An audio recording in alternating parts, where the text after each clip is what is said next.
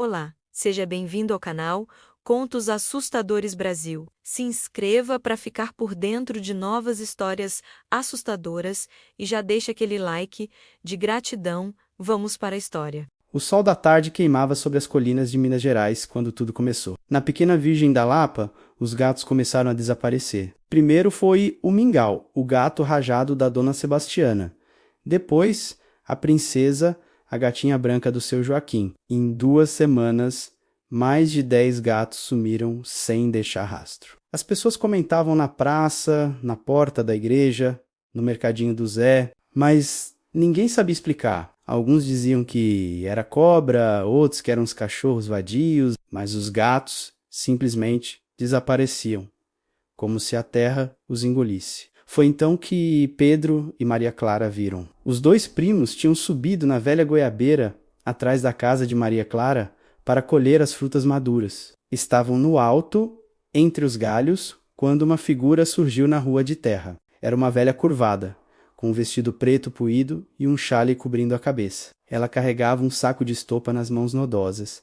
A velha parou perto de um portão. Olhou para os lados, nervosa. Então fez um som baixo com a língua, tirou algo do bolso e um gatinho tigrado apareceu curioso. Ela jogou a isca. O gato se aproximou em um movimento rápido. A velha agarrou o animal e enfiou no saco. O gato miou desesperado, mas ela apertou a boca do saco e saiu andando depressa, quase correndo. Pedro e Maria Clara desceram da árvore correndo e foram direto contar aos pais. Mas quando chegaram à sala, ofegantes, encontraram apenas descrença. Ninguém acreditava que uma velha estaria roubando gatos. Os 2 saíram frustrados e decidiram que precisavam provar o que viram. Durante 3 dias, ficaram de vigia. No 4º dia, estavam sentados na praça quando a viram novamente. A mesma velha, com o mesmo vestido preto, o mesmo saco de estopa. Seguiram a uma distância segura. A velha andava devagar pelas ruas, parando aqui e ali, procurando. Finalmente, em uma viela perto da igreja velha, ela se agachou, tirou do bolso pedacinhos de peixe e começou a chamar. Um gato amarelo apareceu no muro, desconfiado. A velha jogou mais isca. Esperou com paciência de cobra. Quando o gato abaixou a cabeça para comer, ela atacou, agarrou o animal pelo pescoço, ignorando as garras que rasgavam sua pele, e enfiou no saco. Pedro e Maria Clara seguiram mantendo distância. Ela saiu da cidade, pegou a estrada de terra que ia para a zona rural, andou.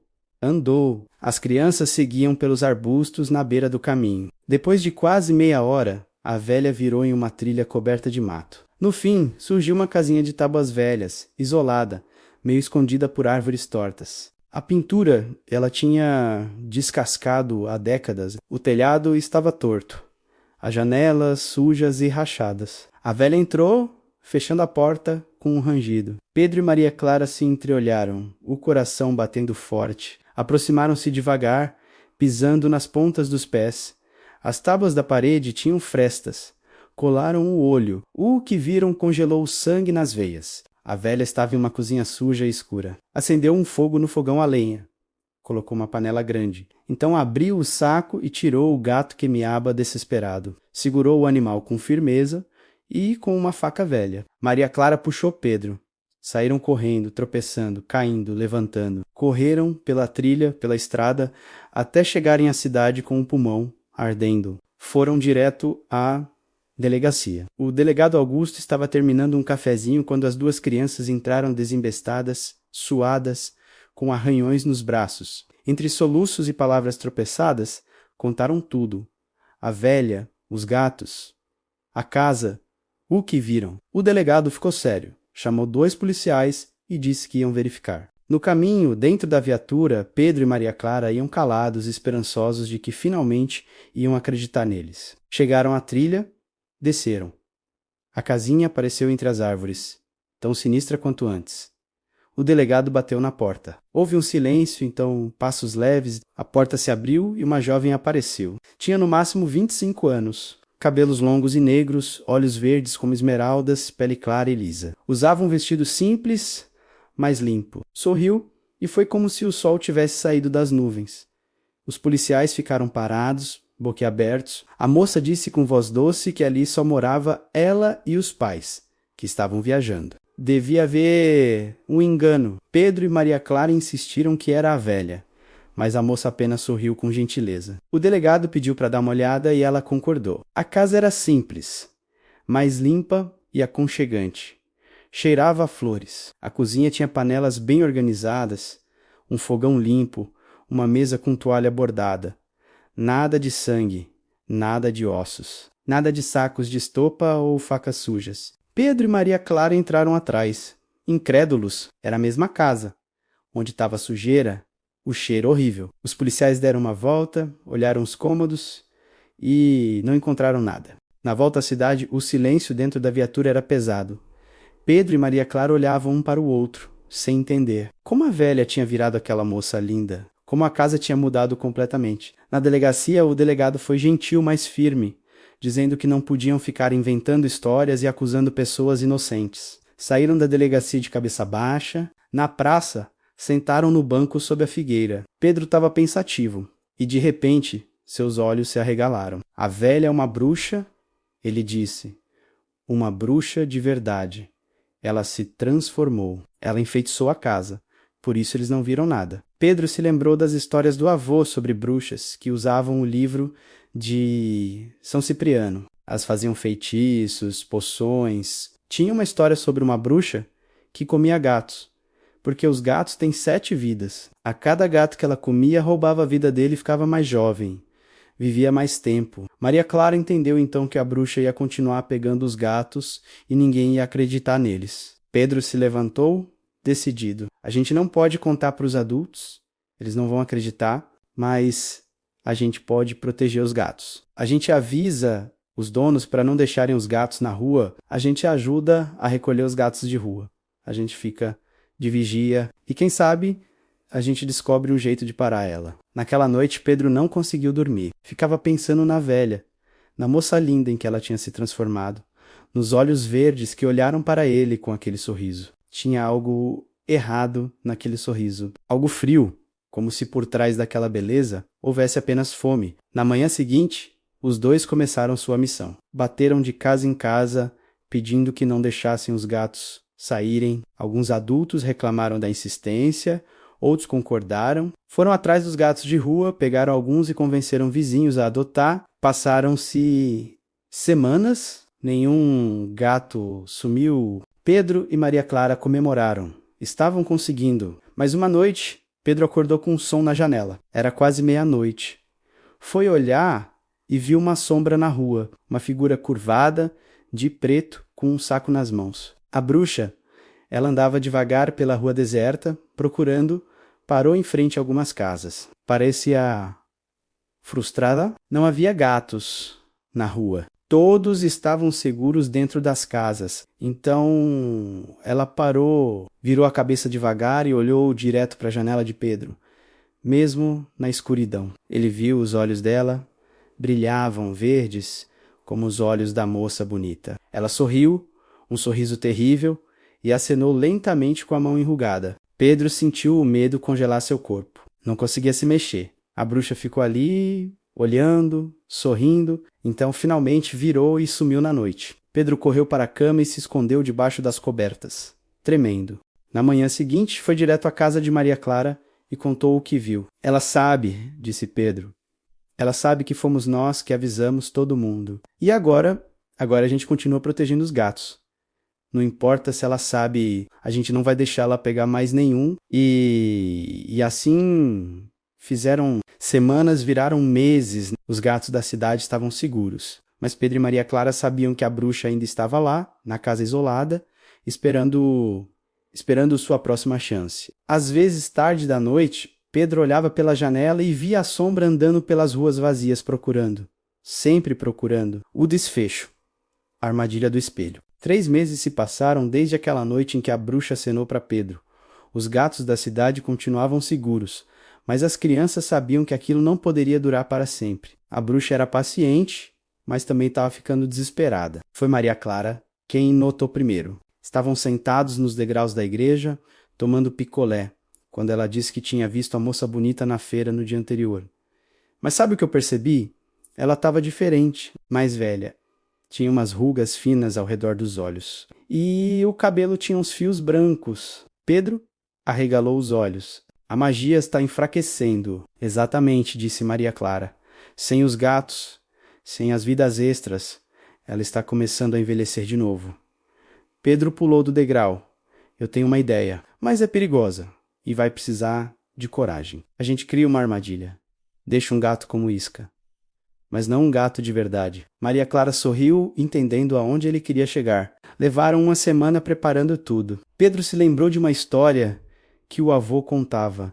Bruxas não se refletem em espelhos abençoados. E bruxas que usam magia de transformação odeiam sal grosso, ele quebraria o feitiço. Primeiro foram à igreja e conversaram com o padre Antônio. Padre, o senhor pode abençoar este espelho? Maria Clara mostrou um espelho de mão antigo que tinha pertencido à avó. O padre os olhou por um longo momento, como se estivesse lendo suas almas. Então assentiu. Algumas coisas neste mundo não podem ser explicadas, apenas enfrentadas com fé. Vou abençoar seu espelho. Ele fez uma oração, borrifou água benta e traçou o sinal da cruz sobre o espelho. O segundo passo foi conseguir um boneco realista que parecesse um gato. Maria Clara conseguiu um gato de pelúcia muito bem feito do irmão, quase do tamanho de um gato de verdade. Pegaram o gato de pelúcia e amarraram um fio de linha de pesca nele, bem fino, quase invisível. Com esse fio, poderiam fazer o boneco se mexer de longe, como se estivesse vivo. O terceiro passo era convencer o delegado. Foram à delegacia na quinta-feira. Delegado, a gente sabe que o senhor não acreditou antes, começou Pedro. Mas a gente tem um plano para provar que a velha existe. Só precisamos que o senhor venha com a gente em segredo e veja com os próprios olhos. O delegado suspirou. Havia algo na sinceridade daquelas crianças que o tocava. Tá bom. Uma última vez. Mas se for outra falsa denúncia, vou conversar sério com seus pais.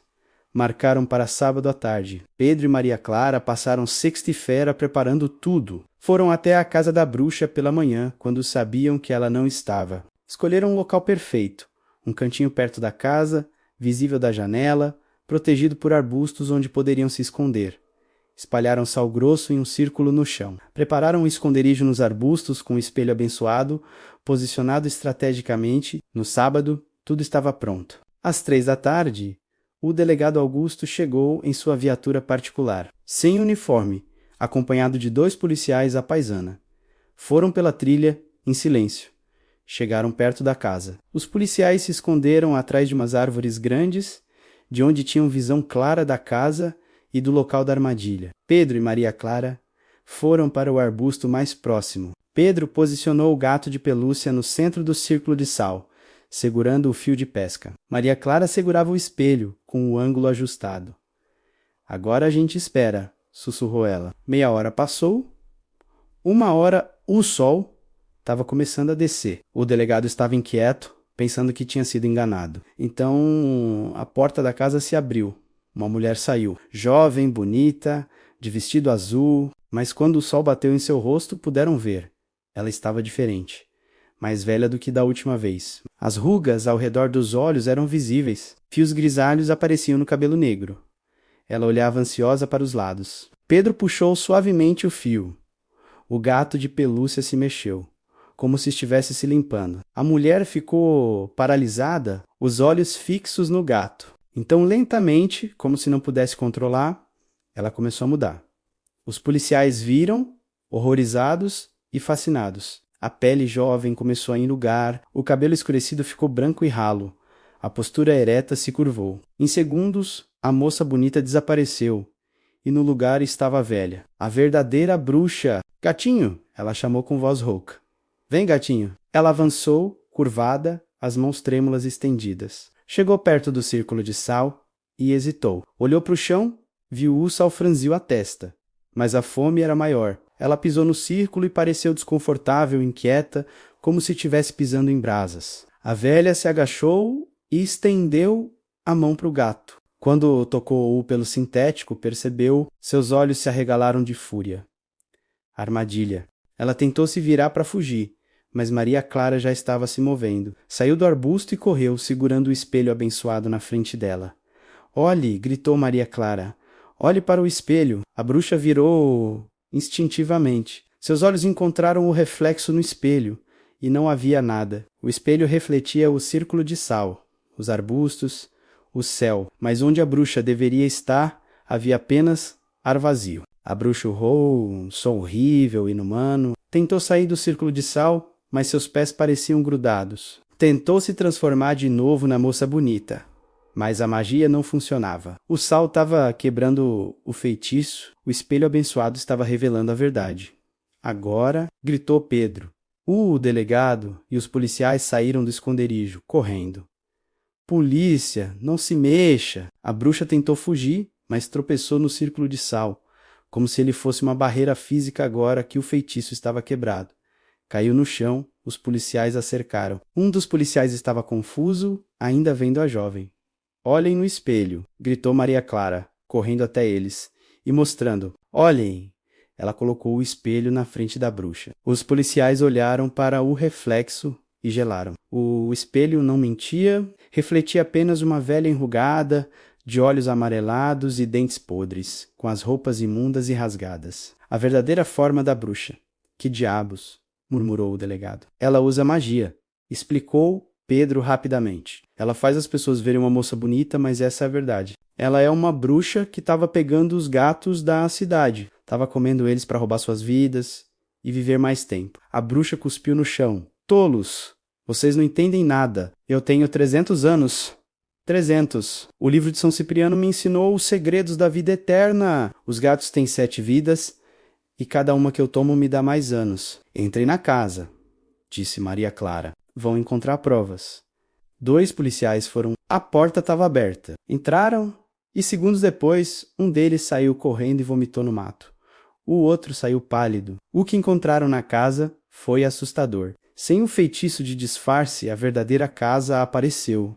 Suja, fedorenta, com teias de aranha por todo lado. Na cozinha havia ossos, dezenas de ossos pequenos, coleiras de gatos empilhadas em um canto e, em um quarto escondido, encontraram um livro antigo, com capa de couro rachado e páginas amareladas, o livro de São Cipriano, aberto em uma página com desenhos macabros e receitas de feitiços, escritas em uma língua estranha. O delegado saiu da casa com o rosto cinza. Prendam ela, ordenou, com a voz trêmula. Prendam agora. Tentaram algemar a bruxa, mas ela gritou palavras estranhas. O ar ficou pesado. Um vento frio soprou do nada. O sal! Gritou Pedro. Joguem sal nela. Maria Clara já tinha trazido um saco de sal grosso na mochila. Jogou o conteúdo todo em cima da bruxa. A velha urrou, uma fumaça estranha saiu de sua pele e ela desabou, fraca. Conseguiram algemá-la. Levantaram-na, uma velha leve como papel, e a colocaram na viatura. Enquanto o carro se afastava pela trilha, a bruxa olhou pela janela traseira. Seus olhos encontraram os de Pedro e Maria Clara. Ela sorriu. Um sorriso terrível e cheio de ódio. Vocês venceram hoje, criancinhas, disse ela abaixo. Mas eles ouviram. Mas magia é como semente. Uma vez plantada, nunca morre completamente. Lembrem-se disso. Então ela virou o rosto e ficou em silêncio. A notícia correu à cidade como fogo. Em Pasto Seco, a bruxa dos gatos tinha sido capturada. No início, ninguém acreditou. Diziam que era uma velha louca. Nada mais. Mas quando o padre Antônio confirmou que tinha abençoado um espelho a pedido das crianças e quando o delegado mostrou as provas encontradas na casa, os ossos, as coleiras, o livro terrível, as pessoas começaram a aceitar a verdade impossível. A bruxa foi levada para uma prisão em uma cidade maior. Dizem que ela ficou em uma cela especial, com sal nas portas e um crucifixo na parede. Envelheceu rapidamente sem sua magia. E 3 meses depois, morreu. Tinha a aparência de ter mais de 100 anos quando partiu. O livro de São Cipriano foi queimado pelo padre Antônio em uma cerimônia especial, com toda a cidade presente. As chamas eram estranhas, azuis e verdes, e duraram a noite toda até o livro virar cinzas. Pedro e Maria Clara se tornaram heróis da cidade, mas eles não se sentiam como heróis, sentiam-se apenas felizes por terem protegido os gatos. Por terem feito o que era certo mesmo quando ninguém acreditava neles. Os gatos da cidade voltaram a andar livremente pelas ruas. E sempre que Pedro ou Maria Clara passavam, os gatos se aproximavam, ronronando, roçando nas pernas deles como se agradecessem. Um dia, semanas depois de tudo ter acabado, Pedro estava em casa quando encontrou algo debaixo da cama. O espelho abençoado. Pegou-o e olhou seu reflexo. Por um segundo, apenas um segundo, pensou ter visto algo mais no fundo do espelho.